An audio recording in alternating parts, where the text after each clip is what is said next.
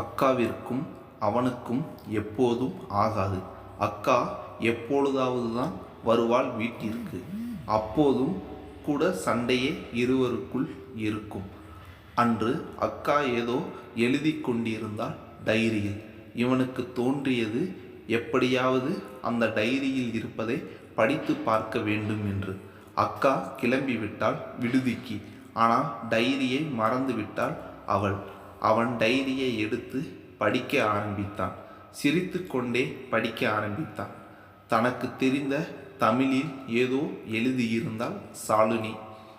என் பெயர் சாலினி. நான் பிறந்தது இந்த வீட்டில் தான். எங்கள் அம்மாவும் அப்பாவும் நிறைய படித்தவங்க.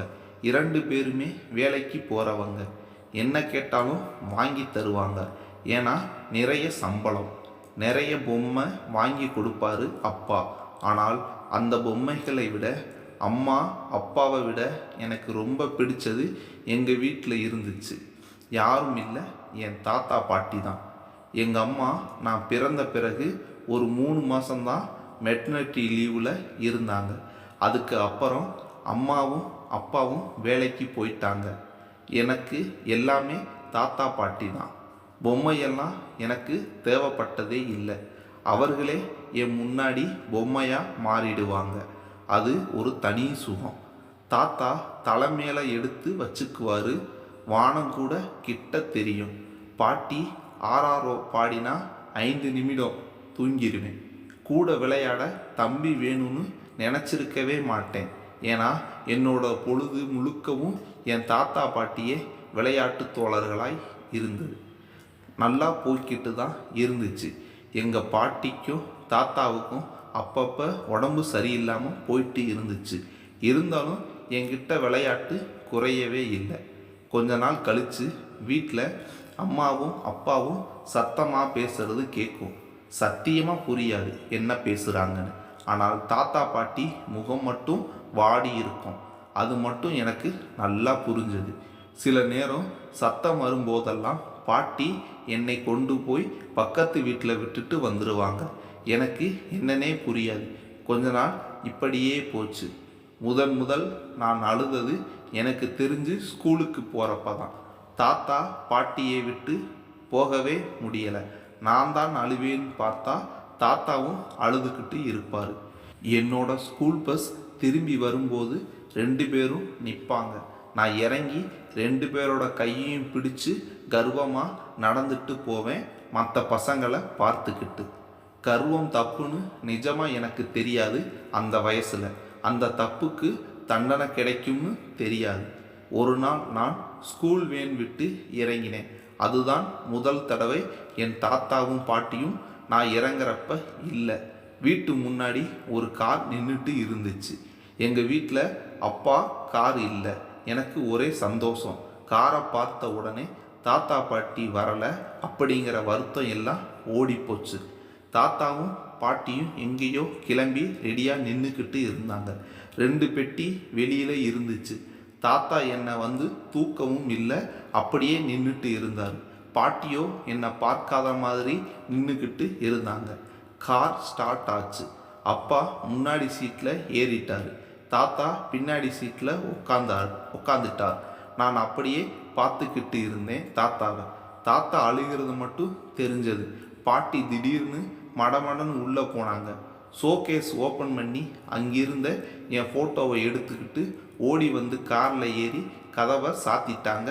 கார் கிளம்பிருச்சு. அம்மாவை பார்த்தேன். தாத்தாவும் பாட்டியும் ஹாஸ்டலுக்கு போகிறாங்கடா.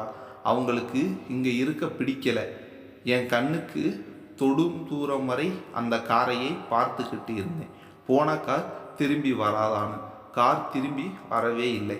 அப்பா மட்டும் வந்தார். நான் பொம்மைகள் எல்லாவற்றையும் எடுத்து போட்டு விளையாடி கொண்டிருந்தேன். இத்தனை பொம்மைகள் வீட்டில் இருக்கிறது எனக்கு அது நாள் வரை தெரியாமலே போயிருச்சு. அதுக்கப்புறம் என் தம்பி பிறந்தான். தம்பி பிறந்த உடனே எல்லோரும் அவனை தூக்கி கொஞ்சினாங்க. என் தாத்தா பாட்டி ஞாபகம் எனக்கு திரும்பவும் அப்போ தான் வந்தது. என் தாத்தா பாட்டி மட்டும் இருந்திருந்தா என்னதான் எடுத்து கொஞ்சிருப்பாங்கன்னு தோணுச்சு. கொஞ்ச நாள் போச்சு. தினமும் சத்தம் வீட்டில். இப்போ திட்டு வாங்கிறது நான் தான். நான் ரொம்ப அடம், நான் ரொம்ப குறும்புன்னு அப்பாவும் அம்மாவும் திட்டிக்கிட்டே இருப்பாங்க. நான் என் பொம்மைகளை திட்டிக்கிட்டே அழுதுட்டு தூங்கிடுவேன். கொஞ்ச நாள் கழித்து மறுபடியும் ஒரு கார் வந்துச்சு. தாத்தா பாட்டி வந்திருக்காங்களான்னு எட்டி பார்த்தேன். யாரும் இல்லை. இப்போ ஒரு பெட்டி ரெடியாக இருந்துச்சு. அம்மா சொன்னாங்க, நீ ஹாஸ்டலில் போய் நல்லா படித்து நல்லா வரணும்னு. எனக்கு அன்று அழுகை வரவில்லை. நானும் தாத்தா பாட்டிக்கிட்ட ஹாஸ்டலுக்கு போகிறேன்னு சந்தோஷமாக இருந்துச்சு. அதுக்கு பிறகு ஹாஸ்டல் லைஃப். என் ஹாஸ்டலில் சாப்பாடு நல்லாவே இருக்காது. தாத்தா பாட்டிக்கும் இப்படி தான் சாப்பாடு நல்லா இருக்காதுன்னு நினச்சிக்குவேன் சில நேரம். இடையில் ஒரு தடவை தாத்தா பாட்டியை பார்க்க கூட்டிகிட்டு போனாங்க. அங்கே நிறைய பாட்டி தாத்தா இருந்தாங்க. பாட்டி என்னை பார்த்த உடனே அழுதுட்டாங்க. தாத்தா என்னை எடுத்து அணைச்சிக்கிட்டாரு.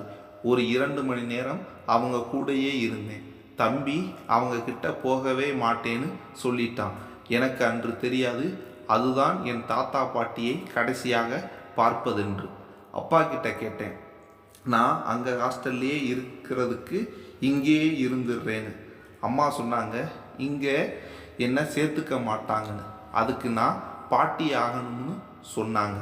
கொஞ்ச நாள் கழித்து லீவில் ஊருக்கு வந்தேன். தாத்தா பாட்டி ஃபோட்டோ மாட்டி இருந்துச்சு, மாலை போட்டிருந்துச்சு. அங்கேயே நின்று பார்த்தேன். ரூமுக்குள்ளே ஓடி போனேன். பாத்ரூமுக்குள்ளே போனேன். அரை மணி நேரம் வெளியில் வரலை. அழுதுகிட்டே இருந்தேன். பாத்ரூமில் வைத்திருந்த வாளியின் மீதெல்லாம் என் கோபத்தை காண்பித்தேன். அழுது கொண்டே. அம்மா சொன்னாங்க, நீ இனிமேல் ஹாஸ்டலில் இருக்க தேவையில்லை, வீட்டிலேயே இருந்துக்கலாம்னு. நான் சொன்னேன், எனக்கு ஹாஸ்டல் தான் பிடிச்சிருக்கு, வீடு பிடிக்கலை என்று. இப்போது அப்பா தன் காரை எடுத்தார். என்னோட பெட்டி பேக் ஆகியிருந்தது. கார் ஸ்டார்ட் ஆகிருச்சு. நிப்பாட்ட சொன்னேன். ஓடிப்போனேன். டேபிளை தள்ள முடியாமல் தள்ளினேன். மேலே ஏறி தாத்தா பாட்டி ஃபோட்டோவை எடுத்துக்கொண்டு ஓடிப்போனேன். காருக்குள்ளே சட்டுன்னு கதவை சாத்திட்டு உட்கார்ந்தேன். எப்போவுமே சட்டுன்னு கதவை சாத்தினா திட்டுகிற அப்பா இன்று திட்டவில்லை. அப்பா முதலாக தலை குனிவதை பார்த்தேன். கார் ஸ்டார்ட் ஆனது. இம்முறை சந்தோஷமாக கிளம்பினேன் ஹாஸ்டலுக்கு தாத்தா பாட்டியோடு. தம்பி படித்து முடிக்க, டே அக்கா ஃபோனில் பேசணும்னா உங்ககிட்ட என்றாள் அம்மா. அவன் கண்கள் கலங்கி இருந்தன. ஃபோனை வாங்கினான். அக்கா ஏதோ பேசினாள். ஆனால் என்ன பேசினாள் என்பது இவனுக்கு புரியவில்லை. தம்பி கேட்டான், அக்கா அந்த தாத்தா பாட்டி போட்டோவை எனக்கும் ஒரு காப்பி போட்டு தரியா ப்ளீஸ், நான் பார்த்ததே இல்லை என்று. ஃபோனை வைத்தான்.